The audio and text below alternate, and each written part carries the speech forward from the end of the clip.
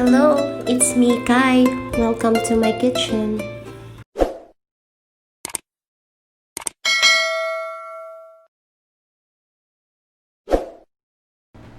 Hello guys! Welcome back to my channel. For today's video po, papakita ko sa inyo ang pag-unbox ko ng aking Philips Toaster Viva Collection Model HD2637. So, bali bumili ako nito guys kasi mahilig talaga akong kumain ng tinapay, lalo sa umaga, partner ng coffee.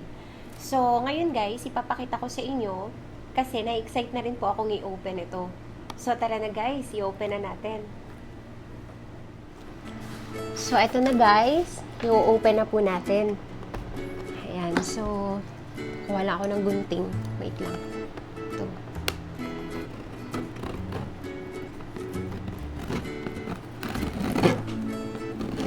Ayan.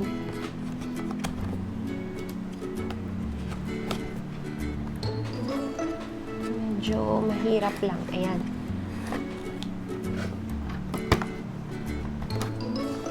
Ayan, so meron siyang ganito guys. Kung makikita nyo.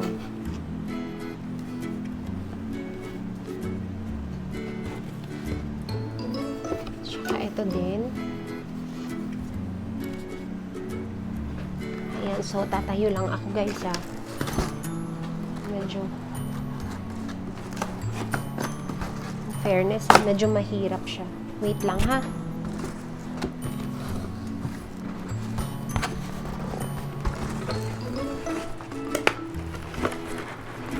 Hala, ayaw niyang lumabas.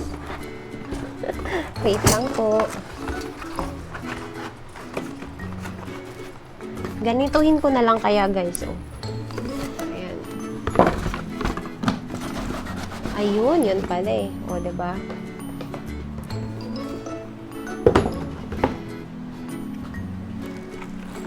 So, ito na siya guys. Baliktad siya. Wait lang. Ito. Ayan. So, tanggalin ko na muna itong placemat ha. Ayan, so ayan na siya guys.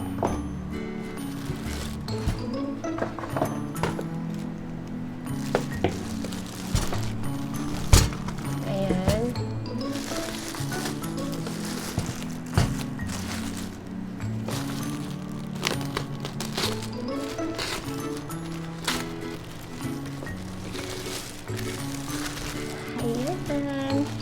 Ayan na siya guys. So, papakita ko sa inyo kung ano yung mga gamit niya.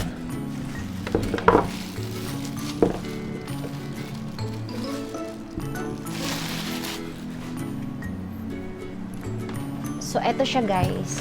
Wait lang, ilalapit ko yung camera dito sa akin. Ayan.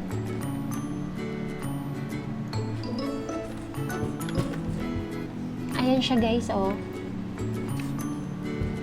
So, bale, yung ano kasi guys, yung nakasulat sa box, tsaka dito, titignan ko dito kung may English dito na. Oo. Eto nga. May English na dito na nakasulat. Ay guys, pero alam nyo kasi yung before ko siya i-unbox guys, nag-search na ako, ayan oh. So, nag-search ako sa Google kasi yung nakasulat sa labas, guys, parang German, German na sulat. So, hindi ko siya mabasa. So, sinearch ko siya, guys, sa Google. So, eto siya. Yung model niya is HD2637. Tapos, ito yung mga features niya, guys. Bali, ultra-wide slot for thick bread and normal sliced bread. Ayan. So, eto, guys, o, tignan nyo. Malapad siya. Maano siya, ayan o. So, pwede siya sa normal slice na bread at pwede din siya sa thick, yung mga malalaking hiwa na bread, guys. Pwede siya. So, hindi siya, I don't know if adjustable siya. Ay, hindi pala siya adjustable, guys. Bali, ano lang, pag medyo thick na hiwa ng bread, ano siya, pwede siya. Tapos dun sa mga normal size na bread. Ayan, so ano pa, yung ano niya, easy to clean. Ayan, easy to clean siya guys. Kasi meron yata siyang removable crumb tray. Wait lang, tignan natin. Saan dito? Ito siya guys, oh. Ito siya. Ayan. Ito pala guys. Kasi 'di ba pag nag-toast tayo ng bread, guys, 'di ba yung may mga crumbs ng bread na naiiwan sa loob? So, mahirap linisin kung wala siyang ganito. So, pwede siyang tanggalin. Ayan. Tapos, ito yung lilinisin natin. Ayan. So, meron siyang, ayan, ganito siya guys, papakita ko sa inyo. Ayan. So, ibabalik na natin guys. Ayan. Tapos, sa cord naman niya guys, dito, ayan, pwede siyang ganito. Kung for example, hindi nyo naman kailangan talaga sobrang mahabang cord, kasi abot naman kaagad yung saksakan. Eto. Pwede siyang i-roll dito. Or kung for example, itatago nyo lang siya, hindi nyo siya gagamitin, ganyan. Binili nyo siya para hindi siya gamitin, di ba? Ayan. Yan, pwede siyang ganyan, guys. Di ba? Oh. Ayan. So, tapos, ano pa yung mga ano niya? Bali, yung watts niya, guys, is 950 watts. Ayan, 950 watts. Tapos, eto pa. Ano pa? Eto, 7, 1, 2, 3, 4, 5, 6, 7. 7, ano siya? Yung mag-a-adjust ka ng heat niya. Ayan. Tapos, eto guys, meron din ditong mga, ayan o. Bale, ito naman, kung mag-iinit ka ng bread. Ayan. Ito naman, kung yung bread is galing sa ref. Like, for example, naglalagay kayo ng ano sa ref, ng bread sa ref. Ayan. Ito yung pipindutin nyo. Parang thawing siya. Ayan. Tapos, pag ito naman yung stop, is yung pag naglagay ka na dito ng bread, tapos pipindutin mo tong stop, lalabas yung bread. Ayan, ganyan siya guys. Tapos, hindi lang siya para dun sa mga slice na bread, guys. Pwede din siya sa mga croissants. Ayan. Kasi dito, eto. Ayan. Ayan. Ayan, guys, oh. Dito mo siya lalagay sa taas yung bread para iinit. Ayan. Tapos, lift function niya ito, guys. Ayan. So, ayan. Ayan, guys, oh. Tignan nyo. Gaganitoin ko. Ayan, diba? O, diba? Tapos, eto pa. So, gano'n na nga, guys. Ano pa? Tapos na tayo sa 7 settings control. 7 settings control, ayan. Tapos, eto, yung... Wait lang, saan to? Pero itatry natin to guys ha, para makita natin kung paano siya mag-toast ng bread. Ayan, papakita ko sa inyo. So, ano pa, automatic shutdown din siya guys. Ayan, meron din siyang automatic shutdown. So, ayan na siya guys. Itry natin ha, itry natin mag-toast. Para malaman natin kung talagang maganda siya. Pero talagang maganda siya guys. Ayan, so, tara, try natin. Ayan, so ito na guys. Magto-toast na tayo ng bread. Ayan, eto po. Normal size lang siya, guys. Normal cut lang siya ng bread. Ayan. So, ilalagay ko na siya ng ganyan. Tapos, eto, guys. Isi-set ko lang siya sa number 3. Ayan, number 3. Number 3 lang, guys, yung isi-set ko. Pero, depende sa inyo kung gaano ka-toast yung gusto nyo. Kung gusto nyo hindi masyadong toast, pwede naman siya sa 1 or 2. Ayan.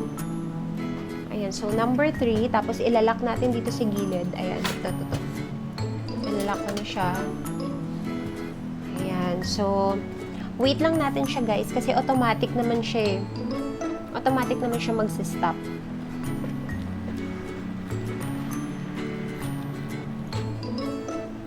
So, ayan, nagbabaga na siya guys. Ayan.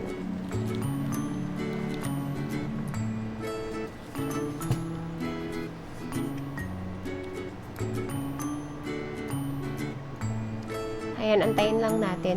Tapos ito pala guys, yung function nito, ganyan. Like for example, meron kayong mga burger na hindi na mainit. Ayan, pwede nyo ilagay dito sa taas. Ipatong dito sa taas. Ayan. Ganyan siya guys, oh. Kung makikita nyo, papatong lang siya sa taas dyan para uminit siya ulit. So, ayan na guys. Tanggalin ko lang to. Ayan.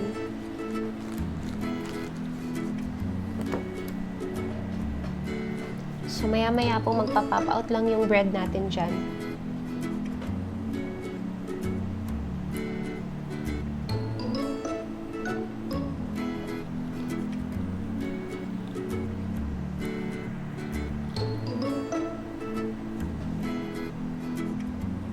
Automatic naman kasi siya guys eh. So, wait na lang natin mag-pop out yung bread.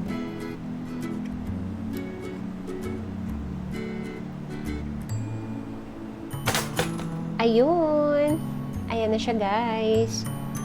Tignan nga natin. Ayan. Eto lang. Ito yung gusto ko na perfect na pag-toast. Eto lang siya. Ayoko ng sobrang toast. So, ayan na guys. Diba?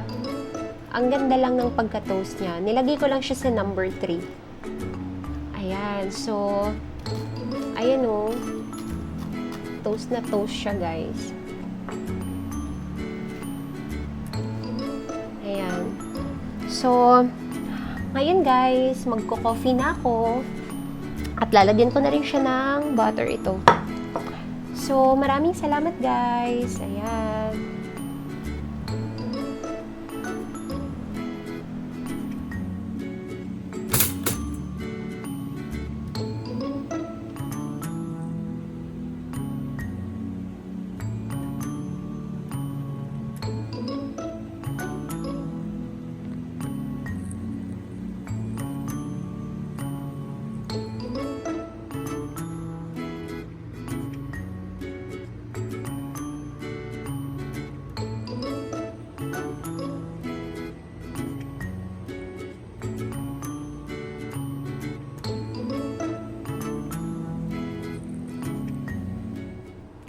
So, ayun na guys. Maraming salamat po sa pagsama niyo sa akin.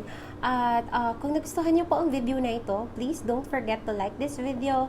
At kung hindi ka pa po nakakapag-subscribe sa channel ko, please subscribe to my channel and hit the notification bell para palagi po kayong updated sa mga next ko pang videos. Ayun. So, maraming salamat ulit guys at mag-ingat po tayo palagi. Bye!